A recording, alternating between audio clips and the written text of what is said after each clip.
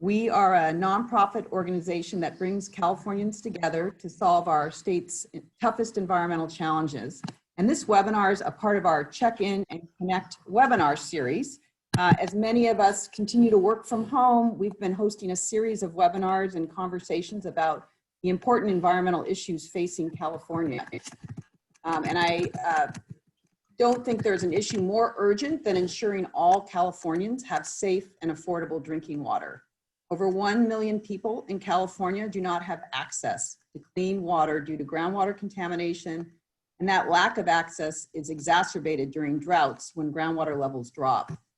For those of you who know sustainable conservation, you know that we are working in partnership with farmers, water agencies, and many other stakeholders to reduce groundwater contamination from farming and to also help improve water supply reliability through our groundwater recharge work.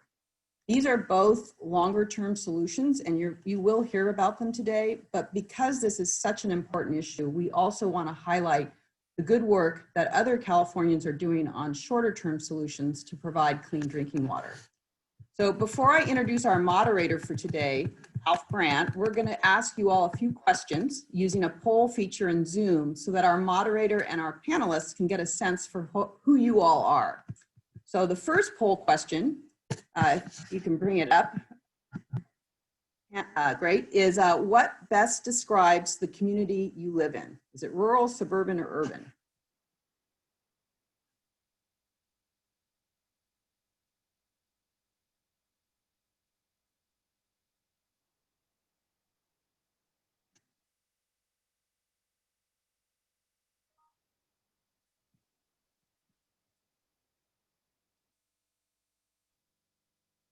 We've got a few more coming in.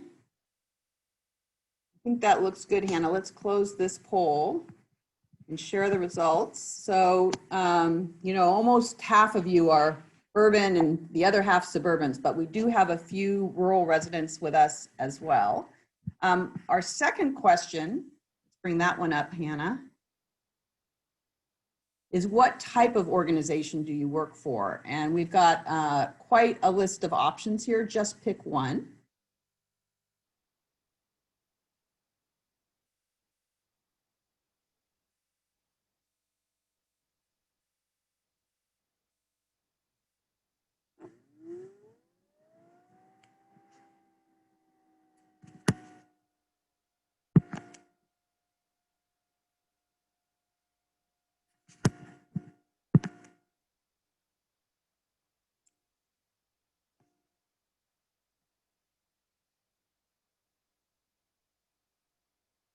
That looks pretty good. Let's close this poll, Hannah, and share these results.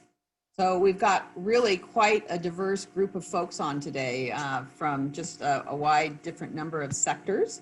Okay, we've got one last question for you. We'll pull up. So on a scale of 1 to 5, with 5 being the most knowledgeable, how would you rate your level of knowledge on the clean water in California?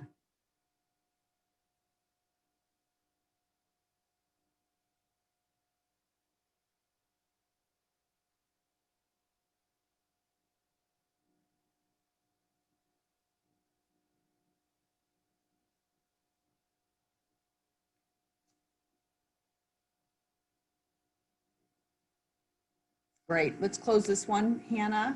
So, you know, quite a variety with most of you kind of in the middle, but definitely some with a lot of knowledge and then, you know, some with very little knowledge. So this will be really helpful for our moderator and our panelists as we get started. So thank you for doing that. Let's close that poll. And so now one more thing I want to do before I introduce Alf is just really, we welcome and encourage your questions today. So Alf is going to provide, once I turn it over to him, Alf's going to provide some background on the issue of safe drinking water. And then he's going to ask the panelists a series of questions. And then he's going to open it up to questions from you all. And you do not need to wait until he opens it up to let us know your questions. You can let us know your questions at any time using the Q&A box at the bottom of your screen. And I'm going to monitor those questions. And when Alf is ready to go, I'll read them out to him and to everyone. So With that, let me introduce the moderator of our panel today, Alf Brandt. Alf is the General Counsel for the Speaker of California's State Assembly, Anthony Rendon. We're delighted to have Alf moderate this panel because drinking water has been a key priority for the California legislature, and Alf has worked on safe drinking water issues since 2007. Most recently, Alf played a key role in passing state legislation that created the Safe and Affordable Drinking Water Fund. And you're going to hear this fund referred to today as SAFER in the conversation. Alf is a water law and policy expert. He's worked on water issues at all levels of government, federal, when he worked at the Department of the Interior, state in his current role, and local when he was the youngest member of the board of the Metropolitan Water District in Southern California. Prior to this current position, he was the executive director for the Dividing the Waters program for judges at the National Judicial College, and that was for 7 years. And he's a leader in the American Bar Association's environmental section, where he's chaired national conferences on water and the environment. So with that, Alf, I'm going to turn it over to you.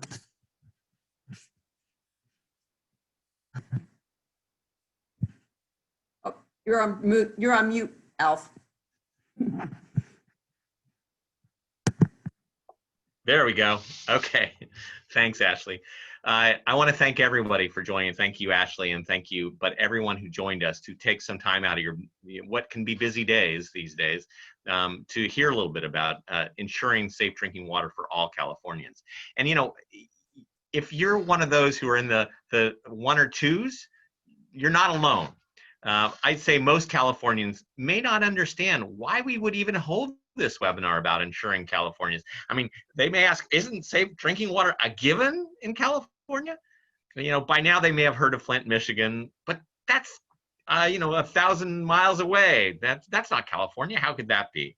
Well, you know, Governor Brown in 2011 had a similar kinds of questions about, come on, how could this be in California? Everybody has safe drinking water. Isn't that true? But, you know, if the question came up when he got bills and budget requests to fix certain small water systems in urban and rural communities. His legislative staffer on water, Martha Guzman Aceves, who now serves on the Public Utilities Commission, took him and showed him what this meant in some of these small communities without access to safe drinking water. And that visit really transformed the governor into an advocate for safe drinking water for all, just as a similar visit for Governor Newsom did when he first came into office. The Assembly has been working on safe drinking water since 2007. We initially focused on the kind of landscape scale of safe drinking, of contamination and nitrates contamination, in particular in the Central Valley and in Salinas. That's where we heard about it the most, and it was more not looking at specific communities, but the bigger problem. But when members started to say, okay, well, I want to fix this in my community, we really started to encounter other kinds of issues. It wasn't just about broad scale, you know, broad landscape scale of contamination, but how do you fix these communities? How do you ensure the safe drinking water especially for the smaller communities who may not have the resources? So we encountered specific contaminants and community governance and economics issues. And we learned the history of small community development and their water supply. And interestingly, in both urban and rural communities, it wasn't just the Central Valley. And every session we took more steps, you know, along the way. We adopted the human right to water as part of state law. It's part of a UN treaty right now, and it's now part of state law in 2012. We adopted, we passed and put on the ballot a 2014 Proposition 1 that provided about $1 billion for safe drinking water and groundwater contamination in the Central Valley and across the state. And then last year is when we adopted SB 200, as we called it, but that is SAFER, became the SAFER program at the State Water Board. And that is a commitment to funding $130 million every year for safe drinking water, particularly for these communities that are suffering the most. Our speakers today have kind of on the ground experience. I may be here in the Capitol, but our speakers today have on the ground experience working with these individual small communities. They understand the challenges our state faces in a real hands-on way. That how do we ensure all Californians have safe and affordable drinking water? I've asked them to introduce themselves, including why they're here, why they're even chose to talk and be part of this discussion. Each has a point to share that they want to emphasize for our discussion today. And then we're going to discuss their points and engage some discussion. And then, as you say, we want to engage you in discussing how you might, how we do this, how we ensure all Californians have safe and affordable drinking water. Let's start with, I think we said Castulo. Why don't we start with you? Castulo Estrada from Coachella Valley. Thank you, Alf, and thank you everyone for having me here today to share a few words with you. I share the same sentiments as Alf about, we could all be doing something else, but here we are learning about water issues in California. I myself can't think of something more exciting than hearing about water issues in California, but that's probably just me. My name is Castulo Estrada. I live in the Coachella Valley. This is a region in Southern California comprised of 9 suburban cities and about an equal amount of area of farmland. It's located about an hour away from the Mexico-U.S. border. The area is primarily supplied water by 5 public water agencies. In 2014, I ran for office to have for a seat in the Coachella Valley Water District, which is by far the largest of the 5 public water agencies. And it's the Coachella Valley Water District whose boundaries extend to the rural areas in the unincorporated area of our valley, which is where we have our issues with access to safe drinking water. Here in this region comprised of farmland, we have over 100 small communities that are supplied water by their own individual small water systems, which are failing because these are, as Alf mentioned, in the process of becoming communities where there's no development. They were kind of left to their own housing options, and these are systems that have been in place for over 50 years, and they're dilapidated. And as regulations change over the year, they find themselves in situations where, now they're exceeding new MCLs or new contaminants that are of concern. So it's becoming a problem over the years, and I think it just gets worse. So when I ran for office, I did so with the priority and the wish to help bring more attention to these rural communities, to these rural systems. I grew up in this area, so I wanted to make it more of a focal point. And in doing so, we created what was called in the Coachella Valley Disadvantaged Communities Infrastructure Task Force. And what we did with this task force is we started really getting in the weeds as to, what is the problem? What do we need to do here, or how do we resolve it?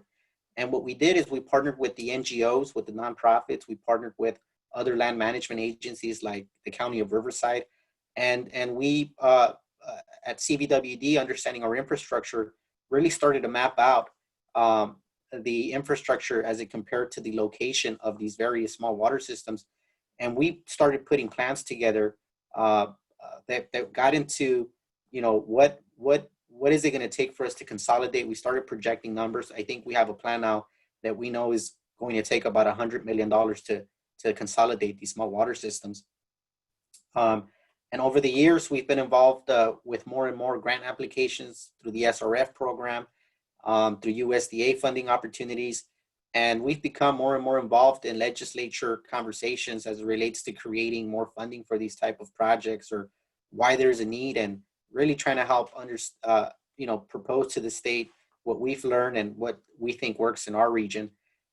So that's kind of what I do in an elected capacity. I also, as part of SB 200 and the participation that we had there, have been serving for the past year on the SAFER advisory group, trying to come up with priorities and policy to execute the funding of SB 200.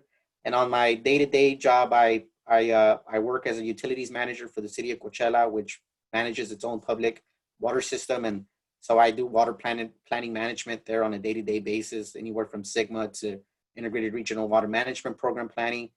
And I guess for one key takeaway is I would say that I agree with Alf, as he mentioned, the state is really looking at a big landscape.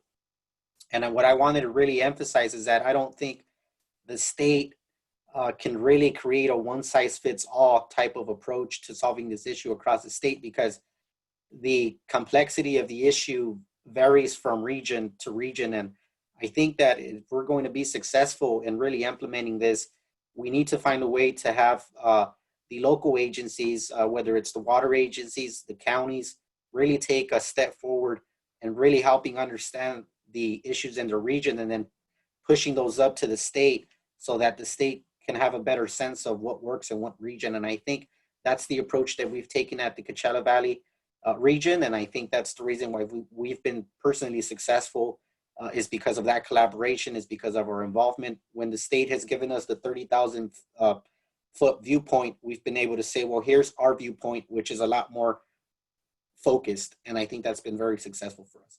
Thank you, Castulo. Maria Kennedy, why don't you introduce yourself and make the point you think is most important for us to talk about today? You're muted, Maria. You're muted. There we Okay, go. sorry. My name is Maria Elena Kennedy, and I'm a consultant who works in disadvantaged communities. Although I've worked throughout the state of California in both rural and urban disadvantaged communities, my emphasis now is really on the urban side, especially in Southeast Los Angeles. So the topic that I'm gonna hone in on today is the urban disadvantaged communities, especially in the Southeast, and the challenges that they face in getting safe drinking water. Maria Kennedy, tell them, what is the Southeast? The Southeast is Southeast Los Angeles County, where the majority of the disadvantaged communities in LA County are located. So it's comprised of the Central and West Coast basins. Most of my work is in the Central Basin. Okay. Thank you. Ryan, and sorry, your key point is? How disadvantaged communities have been lost in a broader discussion in Sacramento. Until recently, most of the emphasis was on the Central Valley, and rightly so. I've worked in the Central Valley, but urban systems have a lot of challenges as well, not only in Southeast Los Angeles County, but also Northern California, Los Angeles County in the Antelope Valley. And oftentimes, because of our proximity to big agencies like the Department of Water and Power, there is an assumption that these communities are served by large agencies, and that's not always the case. A lot of them are served by small mutual water companies who struggle in providing safe drinking water. And we'll talk a little bit more about what mutual water companies are, which is Yes. unusual for most people. Ryan, why don't you turn off your unmute yourself and tell us a little bit about yourself and your key point. Thanks, Alf. Good morning, everyone. Pleasure to be here. My name is Ryan Flaherty. I'm the Director of Business Partnerships at Sustainable Conservation. I'm currently based in Modesto, California, so in the heart of California's Central Valley, one of the main agricultural hubs, not only in California, but in the US. I got here via about 20 years of work on social and environmental issues in the US and Latin America. The last 10 years really focusing in on water, and the last 6.5 years at Sustainable Conservation focused on water in California. The common thread throughout that career has been food, and that's partly because I love food. But more than that, I'm just really fascinated by the complexity of it all. Working with natural ecosystems to produce food, as well as how agriculture kind of intersects with so many of our systems, from social to economic, environmental, cultural systems, et cetera.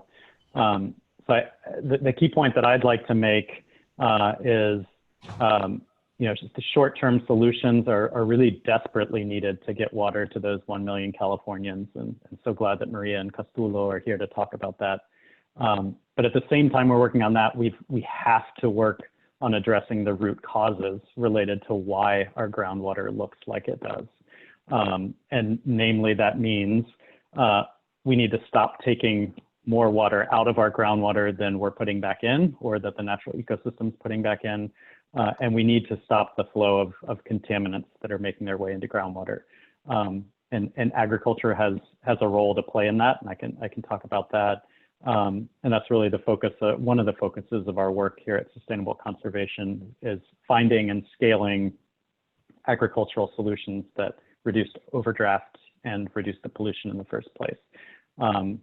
So, that work, the benefits of that work to people and communities is going to take longer time to see, but they're just as necessary and just as urgent to work on now. And if we don't address those issues now, we're going to be trapped in a vicious cycle of continuously needing to find new sources of water and new treatment for contaminated water. So I guess I'll leave it with, it's not an either or, it's definitely a both and. Thank you, Ryan. So let me ask you, the first question I have for you is, what do you think the most significant challenge is for California as a state to deal with this? And I heard a little bit in your points, Castulo, you talking about, it can't be just a statewide perspective and we fix it statewide one way. Maria, I heard you need to pay attention to urbans. And Ryan, I heard you talk about, you talk about needing to look at the long term, the underlying root causes. But tell me, what do you think the most significant challenge is for California in ensuring all Californians have safe drinking water? Castulo, you want to start? Sure. Thank you, Alf. One of the things that we realized very quickly, even as we were working through SB 200, and I think even the reason why there was a need to create SB 200 was that there was a lack of funding to address all the issues. So we knew that from the very beginning, even going into SB 200, I think that was one of the arguments. It's, well, we have these funding opportunities, but here's the funding need, and there's a big gap. And I think even as we created SB 200 and now have that funding available, it's still only added more, but there's still a gap.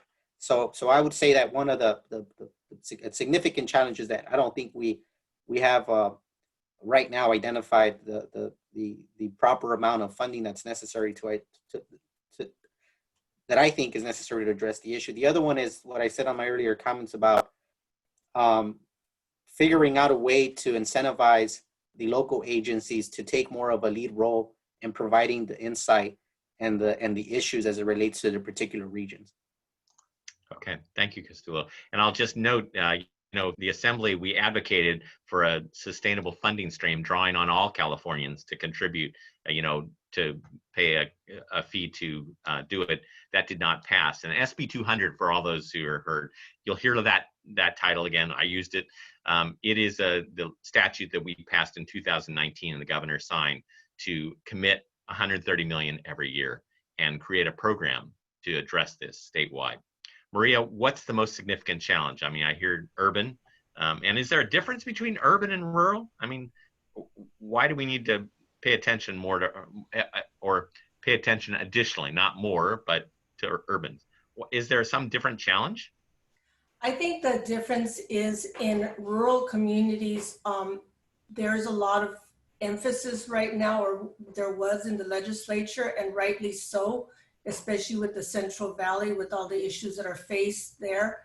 But in rural areas, especially in Southeast Los Angeles County, a lot of the issues got blurred. It wasn't until Maywood really brought urban issues to the forefront that What is Maywood? What, you keep talking about Maywood. What is Maywood? Maywood is a city in Southeast Los Angeles that is served by 3 little mutual water companies. About 27,000 people, by the way, and it is my Assembly member Rendon represents Maywood, so that's why I've been working with Maria for the last several years. Yes, and the Maywoods became the poster child of urban disadvantaged communities, and how they weren't able to either access the funding that was available, as Castulo pointed out, the SRF program, the State Revolving Fund, which is US EPA's funding, or money that was set aside through Prop 1. It was until Prop 1 that mutual water companies were able to access their that funding. But even when they're able to access the funding, they don't have the wherewithal to build the treatment plants that oftentimes are necessary to have a supply of safe drinking water. And that's where the Water Replenishment District of Southern California came in and we created a program where we helped these systems build wellhead treatment to solve their drinking water problems. And so what I'm hearing is, in some ways, your share, the funding is the biggest challenge we have, perhaps. But it's also, I think, and I've heard from both you and Castulo, it's about the community and cultural values. How do you adjust and deal with communities who have specific issues? And I think I've heard that from both of you. Ryan, share with us you think the most significant challenge California faces. I would say in the work that I do, which is focused on agriculture, finding solutions that allow farmers to continue growing the food that we all need and want while addressing their contributions to groundwater overdraft and groundwater contamination is really important. And I think, it may seem easy, and I know many people blame agriculture for not doing enough. And I would just say that, I agree that ag needs to do more. I agree that there are, knowns, things that we know we can do. But I would also put forward that there's also a lot we don't know. And there's a lot of complexity built in the system, both at the ground level, at an individual farm level, thinking about all the ecosystem activities that are going on when you're producing food, as well as the system level. So how does that farm and that farming community fit within the broader system? And I can share some more thoughts on that later. Okay, complexity. So here, the challenge of complexity, of the diversity of the challenge around California in some ways, I hear. So, but tell us, how can this be? I mean, I kind of want to ask the question that Governor Brown asked. Come on, we're a first world country. We're California. We're the 5th largest economy. How can it be that there are communities in California, 1 million people that don't have access to safe drinking water? I'm going to start with this one for Maria Kennedy. Come on. We've built this huge system to take water from Northern California to Southern California. How can it be that communities in urban Los Angeles County don't have safe drinking water? How can that be, Maria Kennedy? Well, you're a lawyer, there's water rights laws. So we have a system that goes all the way back to Las Siete Partidas, which is medieval Spanish law that is the basis to California's water law. So we have different types of water rights in the state of California, and those are fiercely fought over. So when you have a population like in Maywood, where the people are mostly renters, they're low income, they don't have a lot of wherewithal to understand water rights laws, they're at a total loss. So it makes sense that the system that's in place doesn't work for the majority of people, and you have this patchwork of water right laws throughout the state. Well, and I'll say the big systems do serve most of California. I mean, the top 5% of systems. There are 7,000 public water systems in California, 7,000. Of those, probably the top 5% serve 98% of Californians. So it's the smaller systems that work. And yeah, that is a challenge. And the city of Los Angeles has enough funding and it has an economic base to be able to take water and draw water from the Owens Valley 300 miles away 100 years ago. It came in first. So yeah, that is a challenge. Castulo, do you have any perspective from Coachella Valley? How is it that we have communities in Coachella? It's a rich farming area. It has Palm Springs is nearby. Well, Alf, I'll say that I would almost say that the Coachella Valley is a smaller version probably of the entire state of California, where in the state of California you have a diverse set of economies. You have, in one area, you have the Silicon Valley next to a rural Central Valley. I think here in the Coachella Valley we have the same thing. We have half of the valley being agriculture and half of the valley being Palm Springs with tourism and world-renowned music festivals and 120 golf courses. And so the question is, well, how do you go from one area being so economically prosperous and another area, kind of sustaining low income families? And I think when you have that amount of diversity across communities, it just starts creating a number of other issues related to housing, related to how that housing element comes to be, and it doesn't happen with the proper planning. I think when I look at the Coachella Valley, understanding that the valley sustains a huge amount of agricultural activities, that didn't really come with housing. So the communities, in a way, kind of were left to their own devices to create their own housing options, which really became trailer parks. And in doing so, they had to drill their own wells, but they don't really have an understanding of how to properly maintain those systems. It was more they were just kind of baptized by fire in a way. And over the years, those systems have been failing. The regulations have been changing. We've been moving further and further into more heavily regulation, which I think, folks that are not water agencies don't really have the technical ability or the understanding to really keep up with it. And so I think that you have that same scenario across the entire state of California. Ryan, tell us about, what do you think the most significant challenge? Do you think we should be putting more attention on the complexity of the groundwater and fixing the groundwater? What I'm hearing is it's all about groundwater. This issue is largely about groundwater. What do we do? What's the most significant challenge California faces? Ryan? Well, I would just say we can't talk about groundwater without also talking about surface water and the connectivity of it all, and certainly all the infrastructure in the state that moves water around. But specifically, I think to agriculture, I think a common theme is agriculture is diverse. And I think, some people just think of agriculture as these rich farmers that are making millions of dollars, and there's certainly those farmers out there. But there's also a lot of, middle and small farmers that are just scraping by. As I mentioned before, the systems, the ecosystems, the hydrological systems, the hydrogeological systems that we have, it's incredibly complex, and ag, has to deal with all of that. And our knowledge of all of that, even the best scientists, our knowledge is rapidly evolving. And so part of this is, how do you get that information out to all farmers? And certainly a farmer's ability to access information and to access that knowledge is highly dependent on a variety of things, including, to what extent they have resources available to have those connections and get that information. And that all transforms into how they can integrate that knowledge into changing practices on their farms. So I guess I would say a lot of diversity also impacts practices on the ground. Well, and how does the human right to water fit in here? How does that concept, now in state law and in the UN treaty, how does that fit in here? And does it, who's responsible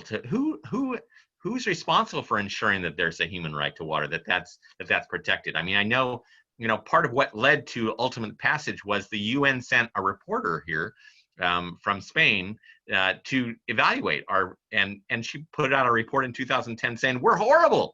No, there's a large sections of our communities don't have safe drinking water. So we were not complying with the federal constitution. But how do we do that? Is it human right to water? Is that going to be the answer? What's the answer? How do we hold it responsible? Who has responsibility for this? Who wants to start? I'll leave it open to you. I know that's a hard question. I mean, I'm not saying pointing fingers, just wanted to say, who is it that can get this fixed? I think we're all responsible, right? I think the community is responsible to advocate for their needs, and the NGOs are responsible to advocate for those needs, and public agencies are responsible to respond to those needs. And if we need the tools to accomplish that, then we need to be reaching out to our legislature and then ultimately figure out a solution to it. The one thing that I would want to mention, though, is that the thing that I think we need to think about as a state as well is how much of it is caused by our own regulation. I think there was the question of how does our water compare in the question of contamination with other states, and there's also a question about, well, how much of it is because our regulations are different. One of the examples I'll use for that is here in the Coachella Valley, we have no contamination due to pollution. It's all naturally occurring. The arsenic is naturally occurring. The chromium-6 is naturally occurring. And we had a hard time with the chromium-6 because all our water is groundwater, and we have naturally occurring chromium. And the amount of infrastructure investment that we were required to make if we were going to try to treat that was going to kill the rates. It was going to tremendously impact the rates, especially on disadvantaged communities. And so that's why I think it's important that as we try to think about the human right to water, I think we also need to be sensitive about the affordability threshold, with the, what is the cost of water, and at what point does it start creating other disadvantages? Ryan, tell us about who's responsible? Who should be leading this effort? Can the state fix it? Can the state of California just come in and say, okay, this is the answer? Yeah, I'll agree with Castulo 100%. It's all of our responsibility, right? And I think, getting to a point where we understand how interconnected we all are through water is really important. And again, speaking to the work that I do with with agriculture, there's often this big division between, urban and ag, and, who uses the most water. And, I think that's, I would argue we're so interdependent when it comes to food. I mean, the food that's being grown is being consumed in rural areas and in urban areas, and the water that comes with it is being consumed in those areas. So I think the sooner we can start getting past that kind of us versus them and start seeing how we're kind of connected is important. And I think, there's certainly responsibility, as I mentioned before, for farmers to do what they can do, and especially things that we know they should be doing. But I think there's also, there's, as Castulo mentioned, there's some governance issues, and has been mentioned in the past. There's also some market systems at play here, right? So if we as consumers are demanding incredibly cheap food that's being grown with massive amounts of fertilizers and pesticides, we're sending a signal to the market. So I think there's a responsibility for all of us to understand how decisions we all make, whether consumers or government agencies or farmers, impact the outcomes that we all see in California water. So tell me, Maria, I want to follow up. So you've heard both of them say, it's all of us. We all need to participate. We all need to engage here. What do you do when the water agency, and I think you've experienced this, the water agency, maybe a small mutual water company, just says, no, and we're not going to join with other people because, we want to maintain our control over this, and they want to get it fixed, but we don't have any money. So sorry, unless they can come up with it, what do you do with agencies, with water agencies? And that either the small ones that are suffering or the big ones who say, we're not involved, not our responsibility. What do you do with that? How do you deal with those who say, we're not involved? It's not our problem. I think the way I've dealt with it in the small systems that I work with in the Southeast Los Angeles County is basically by wearing them down. And wearing them down, what's that mean? Well, when I had a lot of resistance in Maywood, I didn't give up. I just persisted, and I showed them that I actually had their interest at heart, that I didn't have an agenda, because there was a lot of suspicion about hidden agendas in trying to help the Maywoods achieve safe drinking water. And I think by showing them that I really wanted to help them and I didn't represent anyone in particular, and I think also having not been involved in all the turmoil that happened during the brown water crisis in Maywood helped me, because I was coming from the outside. So I was just sticking to my guns, basically, in showing them that I really had their best interest at heart. And now I'm really lucky because they trust me enough that there's a problem, they come to me. Castulo and Ryan, have you encountered in your work, have you encountered those who, they may not be opposition or they may be opposition? Have you encountered opponents or those who don't want to be involved in the things that you do, or, for whatever reason, they're resisting participating and being part of the answer? Have you encountered that? Castulo? I haven't really encountered that. I think in our region, for the most part, these are small water systems that, are sustaining any, maybe less than 200 connections. They're mobile home parks. And I think that But people, Castulo, have your farmers and your fellow directors, have all of them stepped up and been easy for them to just step up and say, yeah, we're going to fix this? they have, and I think it took a number of things for that to happen. I think some of it was what Maria shared, which it was just the public ask. It was public ask at all levels, at the county levels, at the water district levels, where folks were just saying, hey, look, we're not lying. This is an issue, and we're suffering on a daily basis because no one wants to address this. And it just rose up to a more serious conversation that all the public agencies were kind of being asked, well, who's responsible? And it got to a point where nobody could really throw the ball to each other anymore.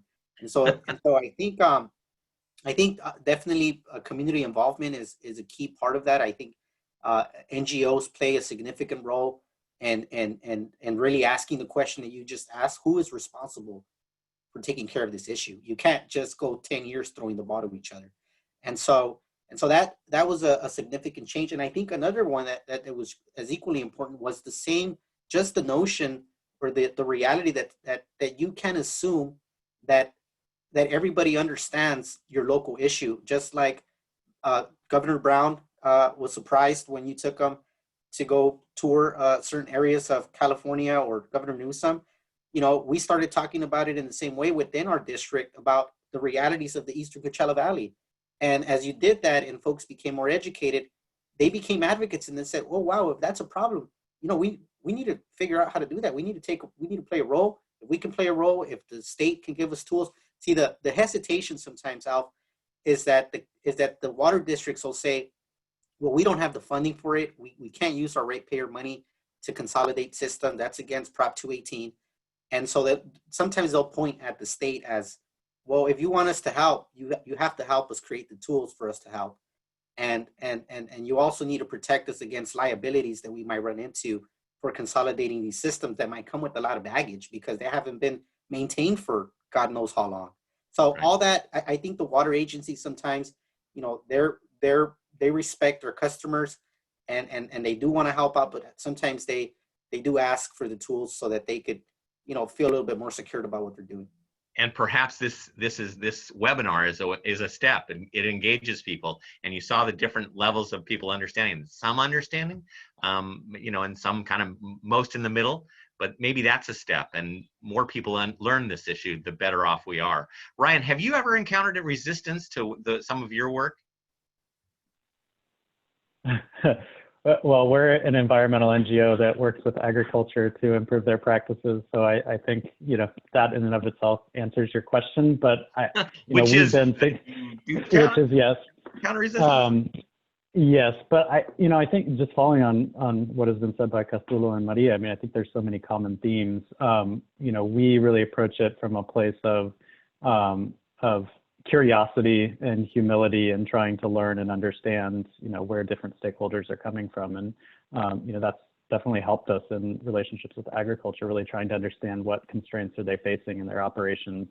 And similarly with other groups and it, maybe an example to give you is a system that we've developed. So dairies we have a very large dairy industry in California. They use a lot of water and they contribute significantly to nitrates in groundwater. They have historically. And so we, over the past 7 years, have developed a new drip irrigation system that really kind of has been a game changer for the dairy industry. And several years back when we were applying for a grant, we got letters of support from kind of a motley crew of stakeholders that typically are against each other, particularly in the context of water quality in dairies. So we're talking about letters of support from regulators, water boards, government agencies, environmental justice, industry, politicians. So just, a huge array of stakeholders. And the reason we got that was we focused on what everyone wanted, which was which is what the system provided, which was a practical solution to be able for dairies to be able to reduce their water use and to reduce the amount of nitrates they were putting into groundwater. And that, that core solution is something that we could all agree on, something that was needed. And so I think finding, going in with open ears and humility and listening to what people's needs and interests are, and finding solutions that focuses on that outcome, I think can definitely be helpful and is needed. So I'm hearing a little bit about, getting information out, but then also listening from Ryan. And so, and let me follow up on that concept of technology. And let's go beyond just technology. I'd like to hear from each of you, what do you think the most significant opportunity for make sure that all Californians have access to safe drinking water? What do you think that most significant opportunity is in the coming decade, let's say? Where do you think that is? Is it process? Is it technology? Is there a way, and what's the best way perhaps to deal with groundwater contamination? Is it remediation of the whole thing? What do you think the most significant opportunity for California is in the coming decade to ensure safe drinking water for all? Maria, you want to start? Sure. I think there needs to be a two-pronged approach. One is to do remediation of the aquifer, which is very difficult and expensive, but there is funding at the state board for that, and the state board is doing that kind of work in the Central Basin, but also putting wellhead treatment at the wells so people are ensured of safe drinking water right away. And that's where the public agencies come into play, because they usually have the wherewithal to engage the engineers that will design and implement these wellhead treatment plants. And those are not easy projects to undertake. You need a lot of engineering. You also have the regulatory arena that you have to navigate. So the big public agencies are really set up to do this, because that's what they really do for a living, is build water infrastructure. And the NGOs do have a role to play in educating the community why we need these systems that will solve a lot of the issues we faced in some of the communities in southeast Los Angeles with the brown water, both in Sativa and Maywood. So what I'm hearing is maybe the opportunity is engaging those successful big water agencies and helping the little ones deal with the issues, both specific and other kinds of things. So Castulo, what do you think are the most significant opportunity for us is? Well, I think we have a huge opportunity with SB 200. I think we have an opportunity where we can really try to set the policy that we want to ensure that we're creating a program that we can use at different areas in California that might not be in a situation where they could qualify under some of the other state programs. I know that SAFER has its limitations, not SAFER, the SRF program has its limitations because of the funding sources.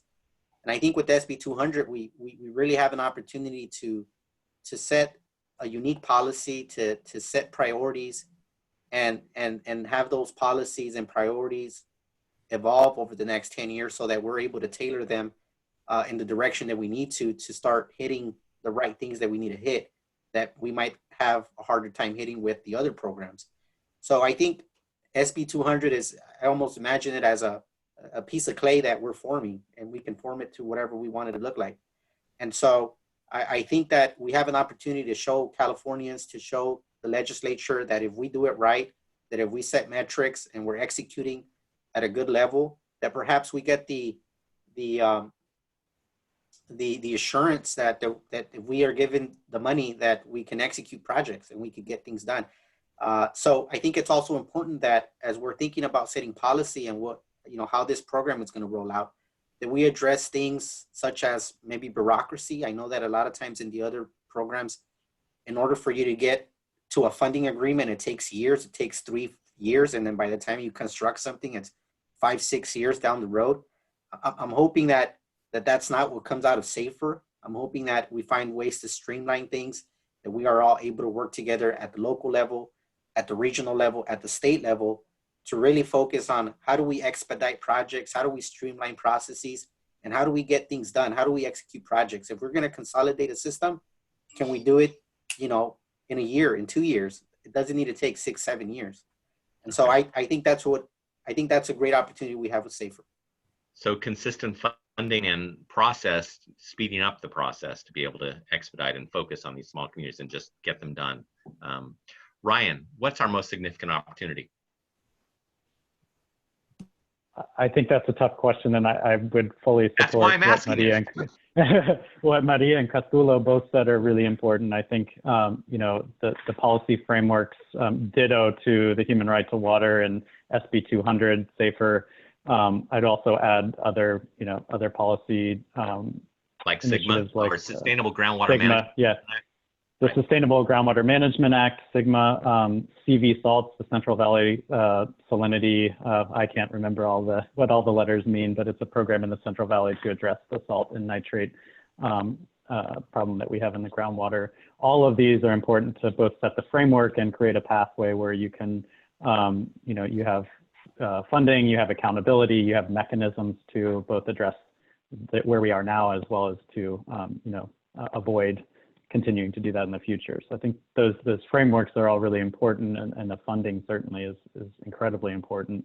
I guess I would add from in the agricultural setting, when we look at the impacts from agriculture, well, and beyond that, I think when we look at the solutions that are needed, you know, there's certainly common solutions I think that can be applied in many ways, but in many cases, it's got to be locally driven. There's going to be different solutions that will be needed for different situations, and that holds true in agriculture. And I think that one of the things I think could be a really big opportunity is to really listen more and kind of support innovative farmers. So the example that I mentioned before, that drip irrigation system we developed, that was all based on a crazy idea that came from a dairy producer to put this manure water through a drip irrigation system. Nobody had done that before. And so he needed, you know, people to rally around him and provide support and technical expertise and funding to make that happen. And that took a massive collaboration. We see the same thing with groundwater recharge, and Don Cameron in 2011, who was putting massive amounts of water on his fields, and everyone thought he was crazy. He was going to kill his crops. And now fast forward 10 years and looking at agricultural fields and water use on cropland, not only to grow crops, but also in certain times to help recharge depleted aquifers. I think these are, you know, there's a lot of potential sparks of innovation that's going on, and you know, being able to support those and scale them is really, you know, important. what I'm hearing from all of you is, in some ways, you have different aspects of it's about engaging everybody. It's about engaging, whether it's the successful large agencies that Maria talks about, or changing the state process to expedite and doing those kinds of things. And Ryan, I think you make a good point. It's about listening. It's about listening to and having local solutions driving this as well, supported by the state, I think is what I'm hearing from all of you. How do we do this? Combine that state and local efforts and engage everybody. I really appreciate that. Ashley, I'm going to ask you to jump on here, and I see there have been a few questions both in the Q&A and in the chat function. So do you want to start with the first question you have? Yeah, we have a lot of questions, which is great. And I encourage everyone to remember, you can put your questions in the Q&A box or the chat. I'm going to monitor both the best I can. I'm going to start with the first question that came in from Adon Ortega. And I want to take a moment to thank Adon for helping us put this panel together. And I like his first sentence because I agree with it. You're a great moderator, Alf.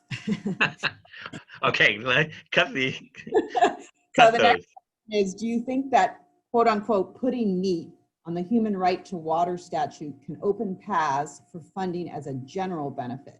The state's population isn't static, and all residents should have safe drinking water no matter where they travel. So I think I'm hearing safe. We kind of talked a little bit about that, but human right to water. Where does that fit in? Is that the path we can use? Is that a tool we can use more effectively? Who wants to jump in here? Maria. I think the human right to water is a first step because under the SAFER program, the state board did prioritize the human right to water systems that really need to get help with funding, with technical assistance. So I think the human right to water is a good first step, but we have to build on it. The human right to water is a platform that will have to engage more people, like Castulo is saying, through the SAFER Advisory Group, through NGOs, through an entire statewide conversation of how do we use that tool to ensure that Californians have safe and affordable drinking water. Affordability has to be part of that discussion. Castulo, I'm going to note that the human right to water statute says that it doesn't mean that anybody has responsibility other than state agencies for their planning.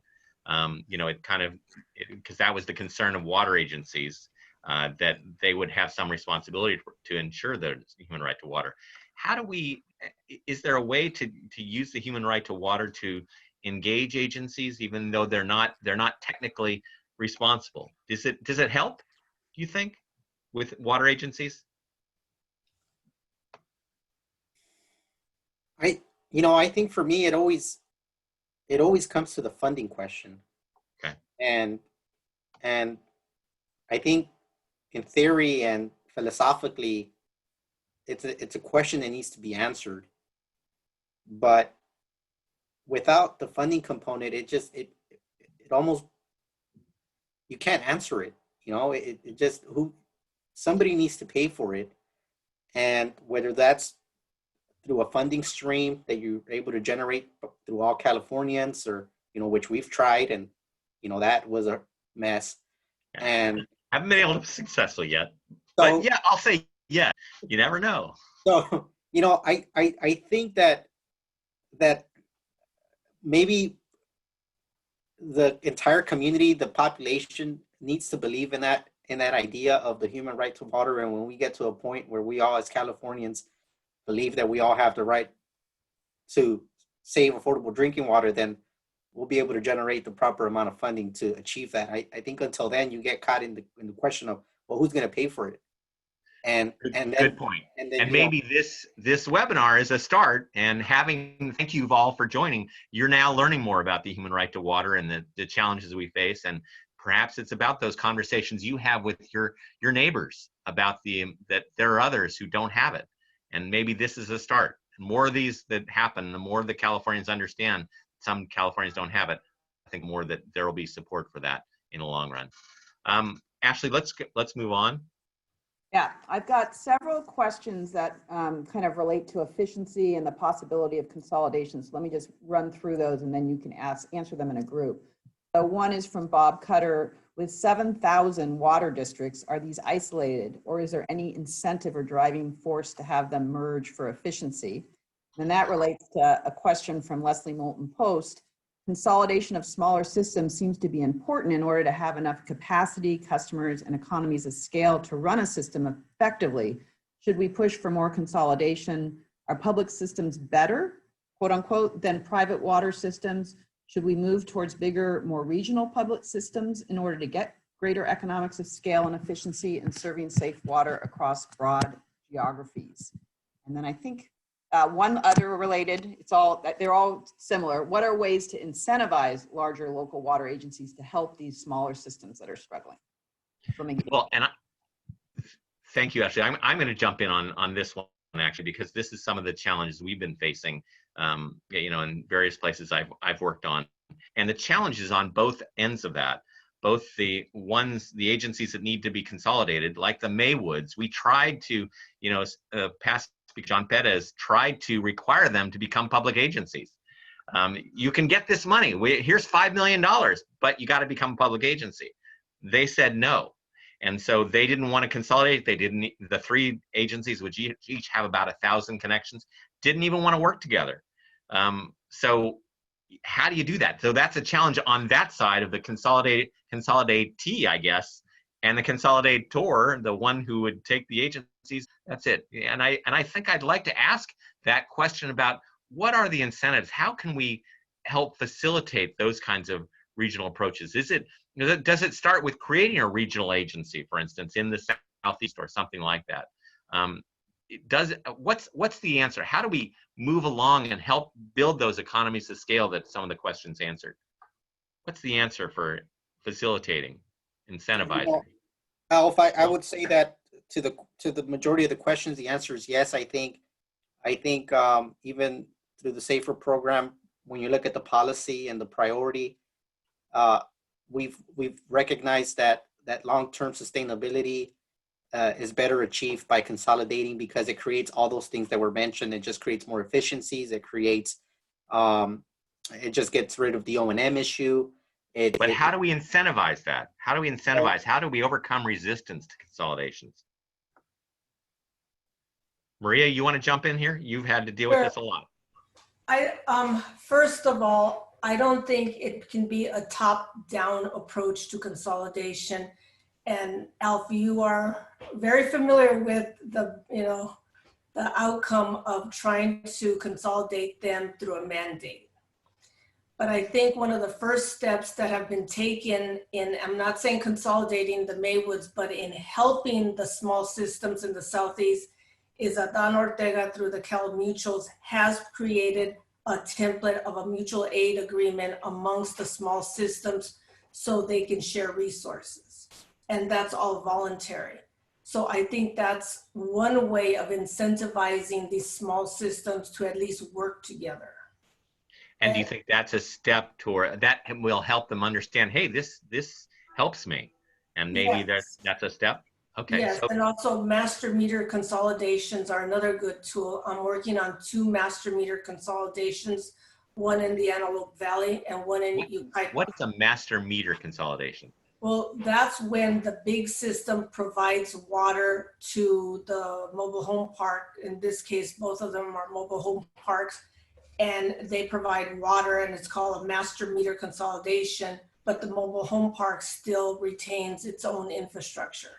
So that gives the larger system a comfort level that they're not going to be burdened with all the infrastructure of these mobile home parks. And Castulo can tell you better than I can the infrastructure challenges that these mobile home parks have.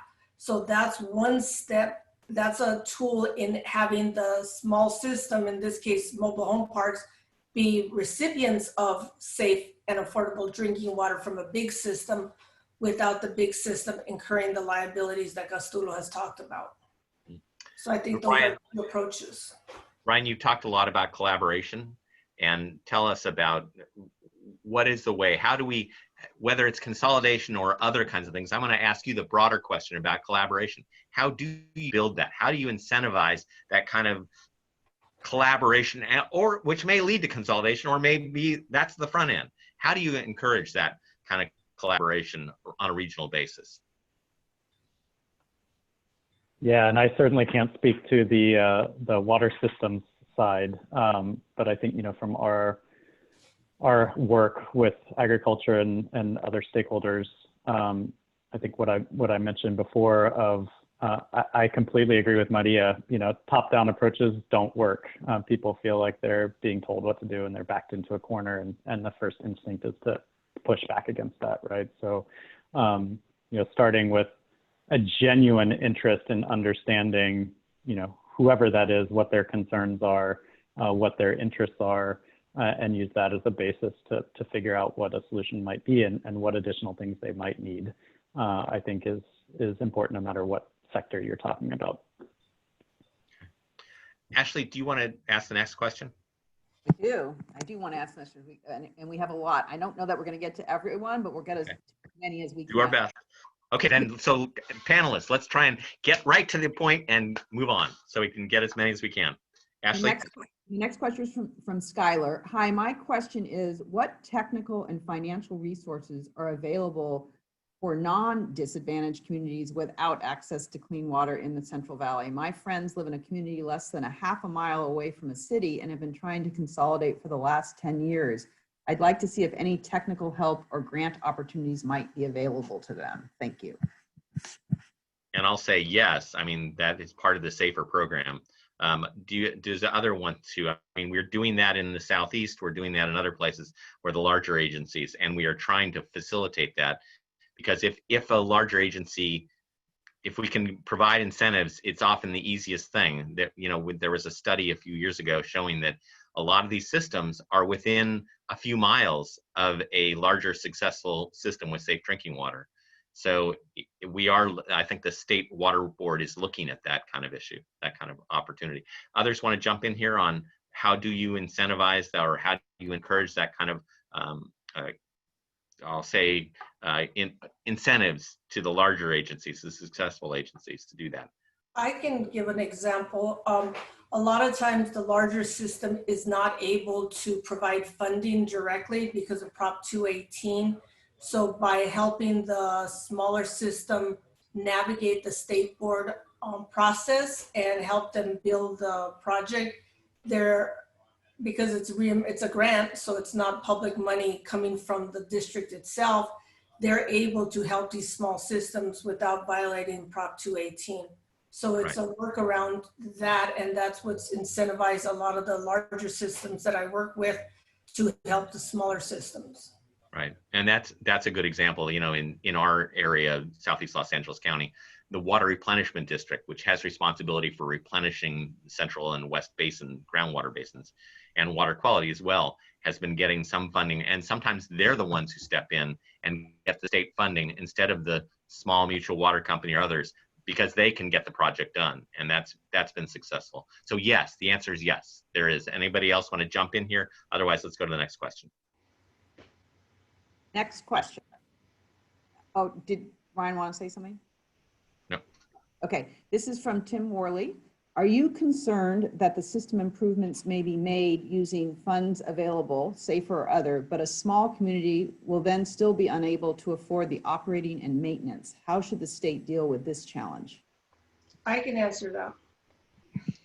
When you get into the construction application for the state board funding process, there's a planning process and there's a construction process.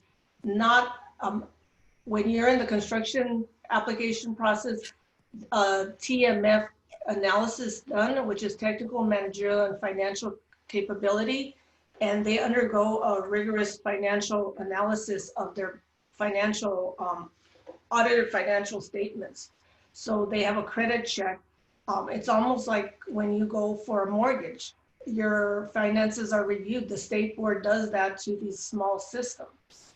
But I think, Maria, we have had that challenge, and there was a system 9 years ago where the state board built them a treatment plant, and after a year and a half, they had to shut down because they didn't have the funding or the expertise to be able to run it.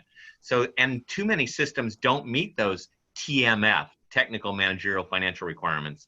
And so it is a huge challenge, but that is where I think, and from the legislative perspective, we've been pushing the state board to look at what's sustainable. What is going to be a sustainable answer for that? And that is where consolidation or operation, sometimes it's remote operation by a successful agency. And with the ability to build a system and operate it remotely, you don't have to have somebody on board. Remote technology has really advanced in the last decade. And that's actually, I'm hopeful for that. But yeah, it's a challenge. I don't know, Castulo, do you want to talk about that? Yeah. I mean, you're an example of an agency that has stepped up. You know.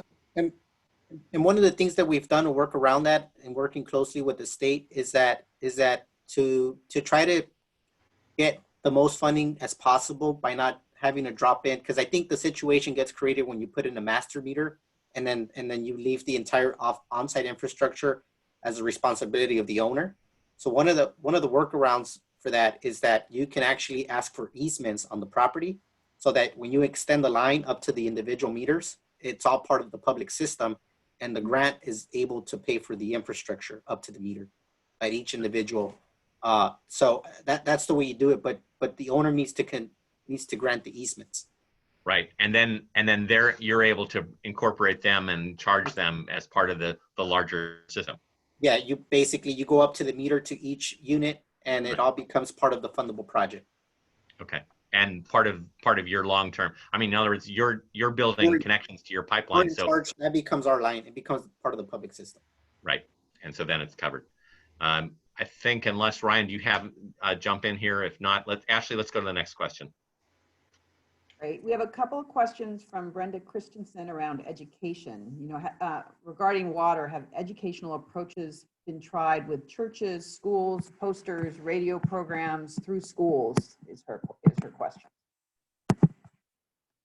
I'll say yes, but we've still got a long ways to go. In other words, there is a unit for K-12 education on safe drinking water that's been developed in the last 10 years. There are a number of other things. Sometimes it is, and sometimes it's about the organizing in each community. It's different for each community. It's hard to do statewide, but that's why I really appreciate Ryan's comment about it's got to be state. And actually, I think all four of us think it's got to start from the beginning. So sometimes in some communities, it is about the church that organizes, that helps is the organizing tool to bring the community together to deal with it. So yes, we're working on that, but we still have a long way to go. I think in some ways that's perhaps an opportunity and a challenge. So thank you for that. We're trying, but we still got a long way to go. People, as I was told once by somebody who's not a water person when I was working on the water bond, until a voter opens their tap and water doesn't come out, there's not a water problem. So that's the challenge, is the people with the problems know about it, but people who don't have the problems often don't know that there's a problem. That's why it's a lot about education is going to be a critical component. Others want to jump in on that one? Not Ashley? Go to the next question. This is from Tom West. How do we ensure that the State Water Resources Control Board is held accountable in getting solutions implemented? Is there more that should be done beyond just the Safer Advisory Board? Well, I think that's our responsibility. That's the legislature's responsibility. It's one that we are doing and we are continuing to follow. We continue to keep track of that. And they have set out, part of SB 200 requires them to set out plans for what they're going to accomplish in the year ahead, in the next few years. And then we are the ones who go back and look at, okay, so how many did you accomplish? I mean, that in this first year, last year, they set out to say they want to get started on 75 systems, which, it's a start, but, there are many, many systems to get done. And so I think that's what we will be doing next year, probably in the coming legislative session. And this fall, we'll be starting that analysis about how many did they get done when they set out from 2019 to get in 2019 to 2020. That really is our responsibility. Others want to jump in on holding the state board accountable. No, I'll just add to what you said, Alf, that I think they're required to submit a report to the legislature on a yearly basis. And I know that the NGOs and other agencies and nonprofit organizations are heavily involved in the public process for adopting the policies that really set the kind of the tone of what the metrics are and how you score success at the end of that year. And, actually, I'd like to ask the question asker. Hannah, can we turn on, was it Tom West? Can we have him participate, and can you join in? Do you have ideas about how do we hold? I'd like to hear what you think about holding the state board accountable. There he is. Can you unmute him? Oh, there he goes. Tom. Can you hear me? Yes, I can hear you. Okay, terrific. Do I have ideas? I think that, I guess part of my question here is recognizing that it's a multifaceted approach, and also recognizing that at the legislative level and legislators, can get distracted with other topics and other issues that are out there. Shocking, I know. Just, I guess part of my question is just prompting, others just to think about ways that we can keep this topic, front of mind, and making sure that the programs, the policies that are in place, are being, monitored, reported on, and if they are not meeting those objectives, that actions and steps are taken. And so I guess I'm just encouraging from my question, encouraging, what others can be doing to help the legislator with its job. Tom, that's a really good point. And I'm going to draw on an experience we had, and that is transparency. And how can all hold their water agencies and the state water board accountable. But the Assembly Member Rendon, before he was Speaker, we passed AB 240, which required mutual water companies, which I can go into some other time. But it required a certain level of transparency. Public agencies, board meetings are open, they have to give notice, all those things. Mutual water companies, not at all. Only their shareholders had a right at that point. We gave the people who drink their water, if they have a safe drinking water system, we gave them the right to go to their board meetings, a right to get 5 kinds of certain documents like water quality reports, those kinds of things.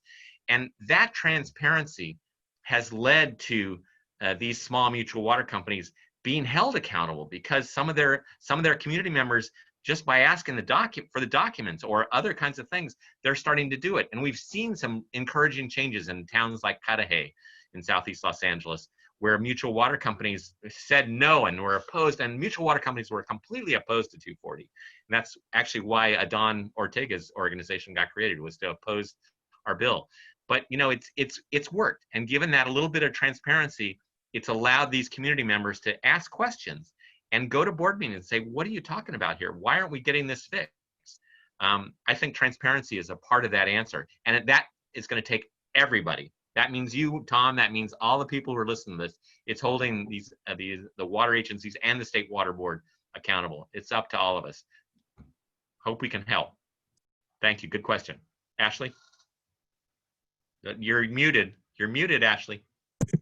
Thank you. Let's see if we can squeeze in 3 more. This one's from Jay Ziegler.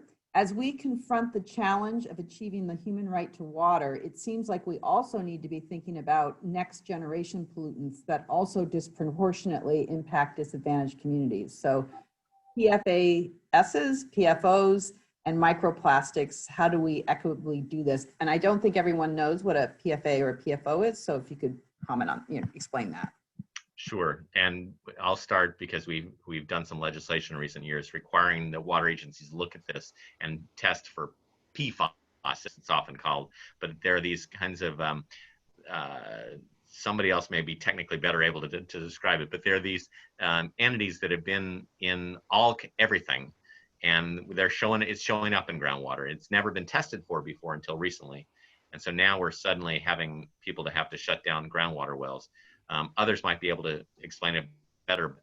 I don't know that I have an answer. I think part of that goes back, perhaps it's transparency. Perhaps it's the first step that we've taken is requiring testing. Maybe that's the first step. Others want to jump in here on how we deal with emerging contaminants?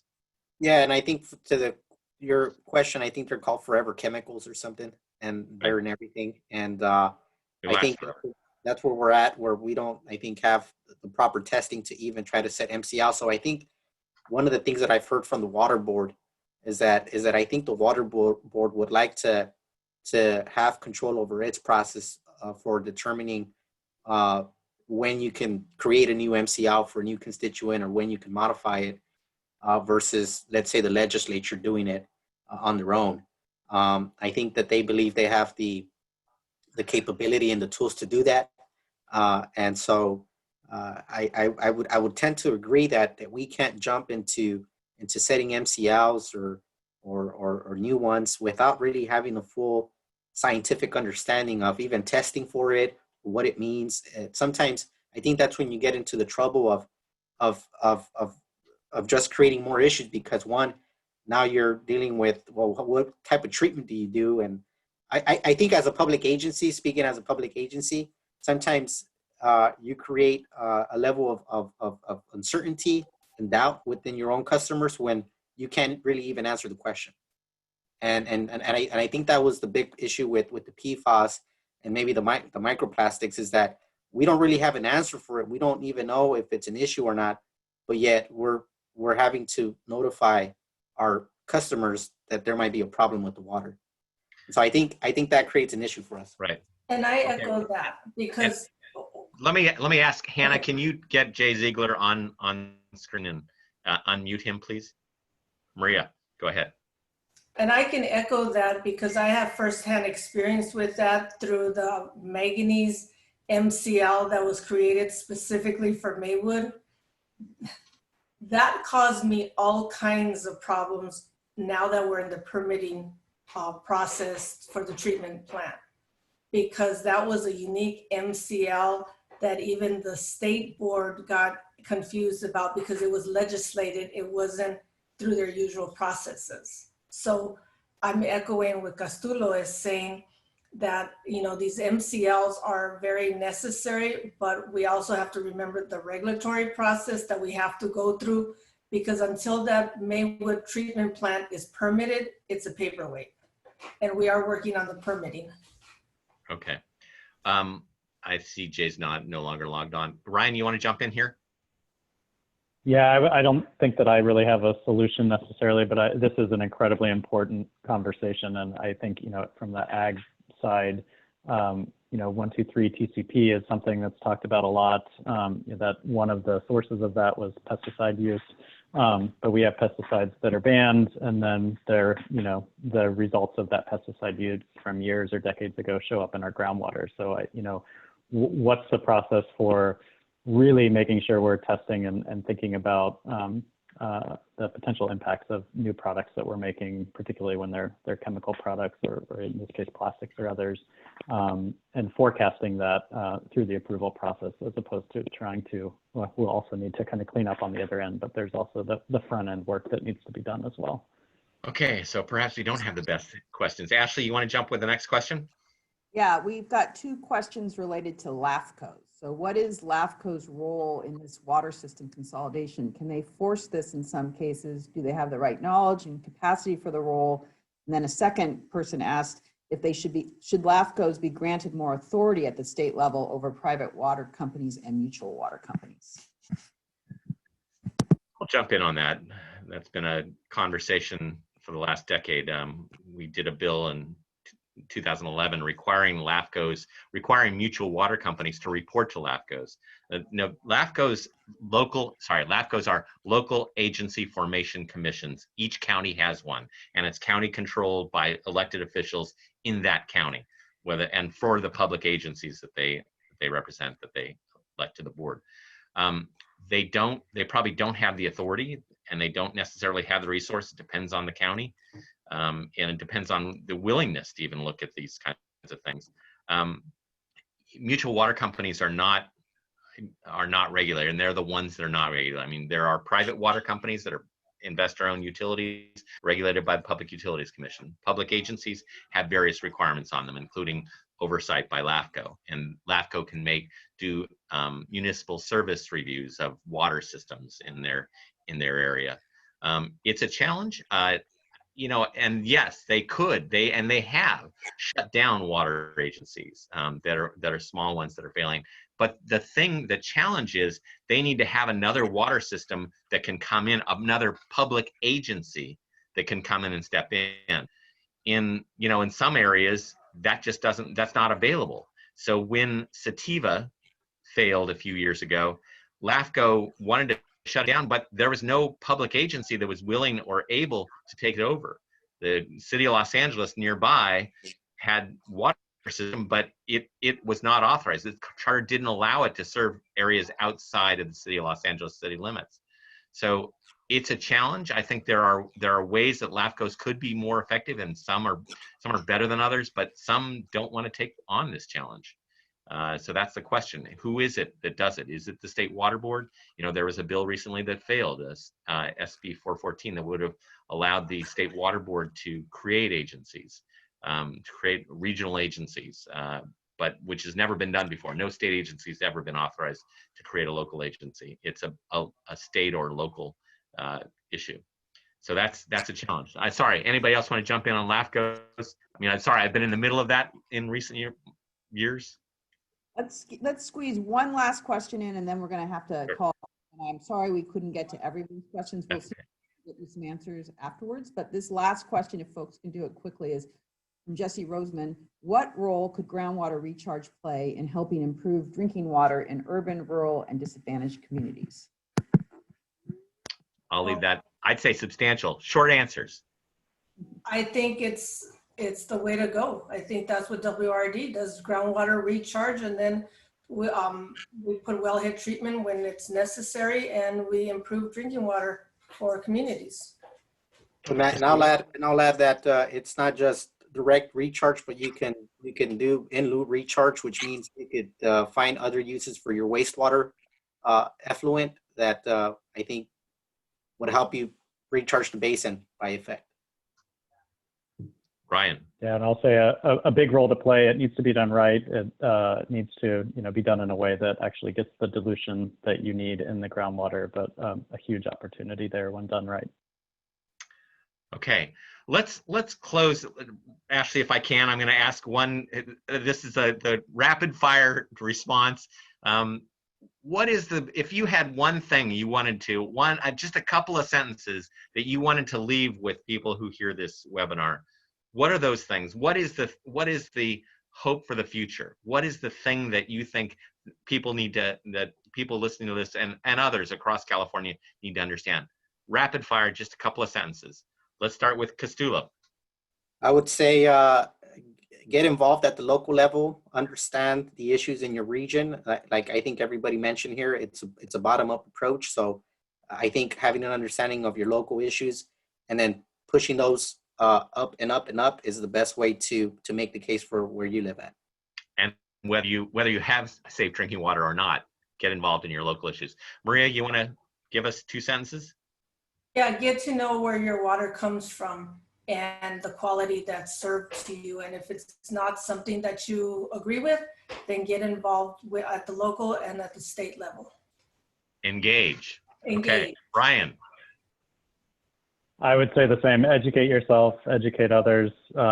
There's a lot of education that's complex, but at the same time, this is more in the forefront than I've seen it in terms of the need. And so I think there's a huge opportunity to continue educating, and that should spur action. Thank you all. Ashley, you want to close this out? Yeah, I just want to give a huge thanks, Alf, to you for moderating and to all our panelists. This was really an outstanding conversation, and also to everybody who signed into this webinar and all of the excellent questions you asked. I thought this was just a really robust discussion, and I appreciate everyone's time. So thank you. Thank you all. Thank you, everyone. Thank you. Thank you.